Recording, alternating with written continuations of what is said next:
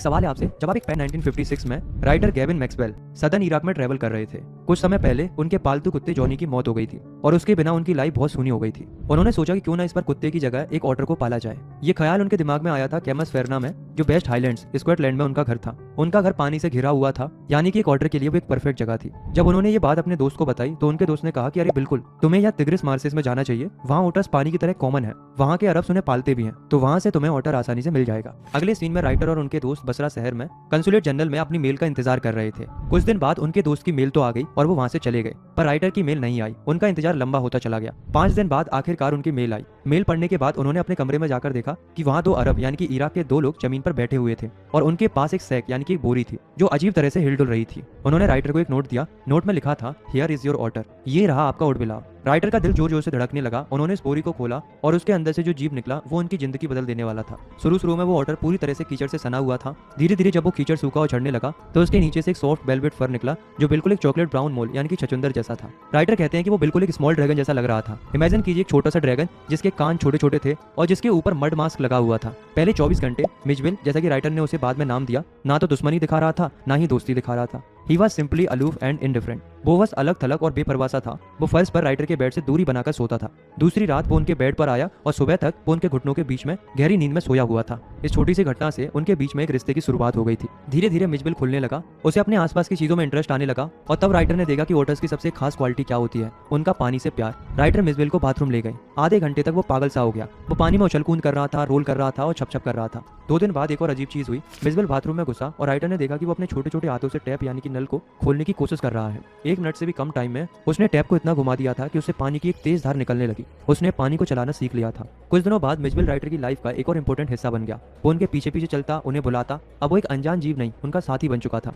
Writer कहते हैं कि ऑटर की स्पीसीज साइंस के लिए अनजान थी। बाद में जूलॉजिस्ट ने इनका नाम रखा न्यूट्रोगेल पर स्पेसिलेटा मैक्सवेली यानी कि मैक्सवेल्स ओटर। अब वक्त आ गया था बसरा से वापस लंदन जाने का, पर ये इतना आसान नहीं था। प्रॉब्लम ये थी कि the British airline to London would not fly animals. British airline जानवरों को फ्लाई नहीं करती थी, तो राइटर ने दूसरी एयरलाइन में टिकट बुक कराई जो उन्हें पहले पेरिस ले जाती और वहां से वो लंदन जाते। एयरलाइन ने एक शर्त रखी। उन्होंने कहा कि मिजबिल को एक बॉक्स में ट्रैवल करना होगा जिसकी साइज 18 इंचेस स्क्वायर से ज्यादा ना हो। राइटर ने एक बॉक्स बनवाया फ्लाइट से 1 घंटा पहले। उन्होंने मिजबिल को उस बॉक्स में डाला ताकि उसे आदत हो जाए। फिर वो जल्दी से खाना खाने के लिए चले गए। जब वो वापस आए तो उन्होंने देखा कि बॉक्स में एकदम एन अपीलिंग साइलेंस यानी कि डरावनी खामोशी छाई हुई थी। उन्हें लगा कि कुछ तो गड़बड़ है। उन्होंने बॉक्स खोला। अंदर का नजारा देखकर उनके होश उड़ गए। बॉक्स अंदर से पूरी तरह से खून से सना हुआ था। मिजबिल ने घबराहट में बॉक्स के अंदर की लाइनिंग को फाड़ दिया था और खुद को जख्मी कर लिया था। वो वहाँ चुपचाप बैठा रो रहा था। फ्लाइट में सिर्फ 10 मिनट बचे थे और एयरपोर्ट 5 मील दूर था। राइटर ने जल्दी से मिजबिल को वापस बॉक्स में डाला। वो तेजी से कार में बैठे, पर किस्मत खराब थी। कार का ड्राइवर इतनी तेजी से गाड़ी चला रहा था कि उनका टायर, वो हाँफते हुए प्लेन में चढ़े। उन्होंने अपनी सीट ढूंढी और फिर उन्होंने बॉक्स को अपने घुटनों पर रख लिया।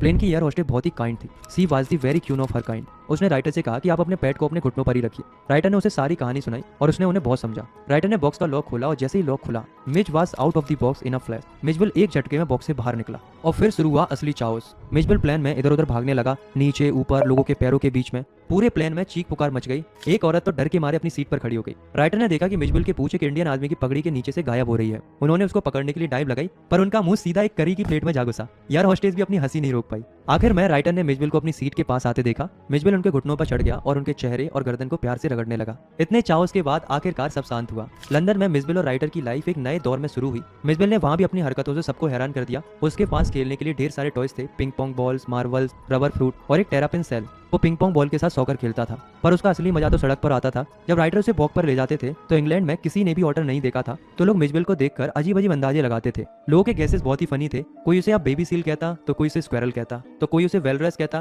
किसी ने तो उसे आप बीवर, आप बियर क्लब, आ लेपर्ड भी कह दिया था। पर राइटर कहते हैं कि सबसे बेस्ट सवाल एक मजदूर ने पूछा। उसने जमीन पर अपना औजार रखा और राइटर को घूरा और पूछा, here mister, what is that suppose to be? सुनिए मिस्टर, ये आखिर है क्या चीज? लंदन में मिजबिल ने कई नई नई आदतें भी सीख ली थी। वो एक प्राइमरी स्कूल की दीवार पर चढ़ जाता था और बच्चों को डराता था। जब वो सड़क पर चलता तो वो एक अजीब तरह से उछल उछल कर चलता था, जैसे एक खिलौना घोड़ा हो। तो दोस्तों, ये थी मिजबिल दी ओटर की कहानी। एक ऐसी कहानी जो हमें बताती है कि इंसान और जानवर के बीच का रिश्ता कितना अनोखा और खूबसूरत हो सकता है। मिजबिल ने गेविन मैक्सवेल की सूनी जिंदगी में हंसी, अजीबोगरीब हरकतें और ढेर सारा प्यार भर दिया था। ये चैप्टर हमें सिर्फ एक ऑटर की लाइफ के बारे में नहीं बताता, ये हमें कंपेशन, पेशेंस और एक दूसरे के लिए अनकंडीशनल लव के बारे में सिखाता है। आई होप आपको ये चैप्टर पसंद आया होगा और मिजबिल की शरारतें आपके चेहरे पर एक मुस्कान ले आई होगी। अगर कोई भी सवाल है तो कमेंट में जरूर पूछिएगा।